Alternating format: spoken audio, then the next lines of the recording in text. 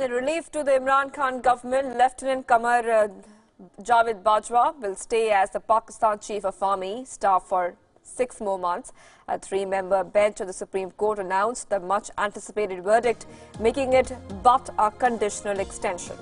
The conditional extension has been granted on 2 terms, an undertaking that the Parliament will pass a legislation in this regard within 6 months and an amended notification. Bajwa's original 3-year tenure is set to expire at midnight. Prime Minister Imran Khan, through an official notification on August 19, had granted a 3-year extension to General Bajwa, citing regional security environment.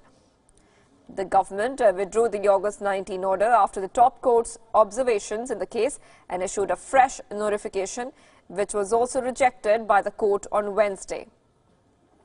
The unprecedented action by the apex court shook the highest areas of the power in the government and scrambled to control the damage. Imran Khan himself held an emergency cabinet meeting to deal with the precarious situation, with General Bajwa attending the deliberations.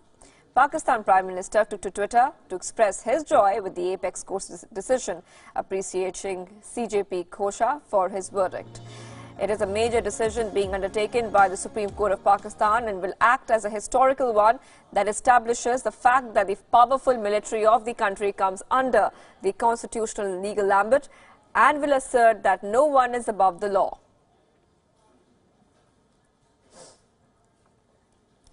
In a surprise Thanksgiving trip to Afghanistan, U.S. President Donald Trump announced that talks with Taliban have resumed. Trump served food to U.S. troops before sitting down to have dinner with them. This was U.S. President's maiden visit to the country and came a week after a prisoner swap between Washington and Kabul. The Taliban wants to make a deal. We'll see if they want to make a deal. It's got to be a real deal, but we'll see. But they want to make a deal. And they only want to make a deal because you're doing a great job. That's the only reason they want to make a deal. Trump later met with his Afghan counterpart, Ashraf Ghani. In a major announcement, Trump said negotiations with the Taliban were back on track and that the terror group wanted to make a deal. And since then, we've hit them so hard, they've never been hit this hard. In the history of the war, they have never been hit this hard. And they want to make a deal. So we'll see what happens. If they make it, fine. If they don't make it, that's fine. We're going to be able to do everything we're doing and actually more. And at the same time, we're bringing down the number of troops substantially. But we're able to, because of the weaponry and all of the things that we have in place, we can do actually more damage with even fewer troops. So we're bringing it down very substantially, and we'll be down at a number that's a good number. And we're going to stay until such time as we have a deal or we have total victory. And they want to make a deal very badly. So we're dealing with, this is really for the media, I guess, more than anybody, because the president knows what I'm saying. The Taliban wants to make a deal, and we're meeting with them, and we're saying it has to be a ceasefire. They didn't want to do a ceasefire, but now they do want to do a ceasefire, I believe. It'll probably work out that way.